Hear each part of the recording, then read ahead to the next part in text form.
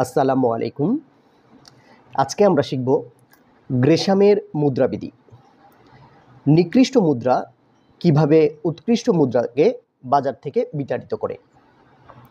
ইংল্যান্ডের রানী প্রথম এলিজাবেথ তিনি তার শাসনকালে উনি চাইলেন বাজারে দামি দামি যে মুদ্রাগুলো বা উৎকৃষ্ট যে মুদ্রাগুলো সেগুলো দিয়ে পণ্য বিনিময় করতে।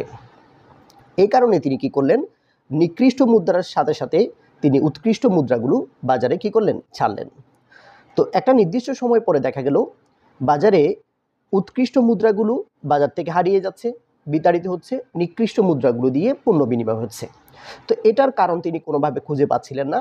এই জন্য তিনি তার অর্থনৈতিক উপদেষ্টা স্যার টমাস গ্রেশামকে ডাক দিলেন এবং জিজ্ঞেস করলেন কেন এই নিকৃষ্ট মুদ্রাগুলো আমাদের উৎকৃষ্ট মুদ্রাগুলোকে বাজার থেকে বিতাড়িত করছে।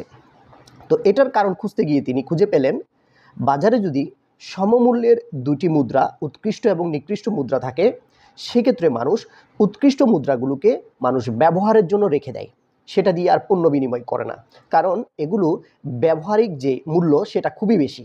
আর যে নিকৃষ্ট মুদ্রাগুলো সেগুলো দিয়ে মানুষ পণ্য বিনিময় করে। সো এখানে দেখা যাচ্ছে নিকৃষ্ট মুদ্রাকে যদি আমরা কাগজের মুদ্রা ধরি আর উৎকৃষ্ট মুদ্রাকে যদি আমরা স্বর্ণের মুদ্রা ধরি, তো মানুষ সচরাচর স্বর্ণের মুদ্রাকে ব্যবহারের জন্য রেখে দিবে, কারণ এটা অলংকার হিসেবে ব্যবহার করা যাবে। কিন্তু কাগজের যে মুদ্রা সেটাকে তো আর অলংকার হিসেবে ব্যবহার করা যাবে না। সো এখানে যে কারণটা হচ্ছে সেটা হচ্ছে নিকৃষ্ট মুদ্রাগুলো দিয়ে মানুষ পণ্য বিনিময় করছে, কারণ এগুলো মানুষ ধরে রাখার বা ব্যবহার করার জন্য রাখার কোনো প্রয়োজন নেই বা ইচ্ছেও নেই। সেই কারণে মানুষ এখানে নিকৃষ্ট মুদ্রাগুলো দিয়ে পণ্য বিনিময় করছে। আর উৎকৃষ্ট মুদ্রাগুলো বাজার থেকে আস্তে আস্তে কী হয়ে যাচ্ছে, হারিয়ে যাচ্ছে, বিতাড়িত হচ্ছে। এটা হচ্ছে আমাদের গ্রেশামের মুদ্রাবিধি, যেখানে নিকৃষ্ট মুদ্রা উৎকৃষ্ট মুদ্রাগুলোকে বাজার থেকে কি করে দিচ্ছে, বিতাড়িত করে দিচ্ছে।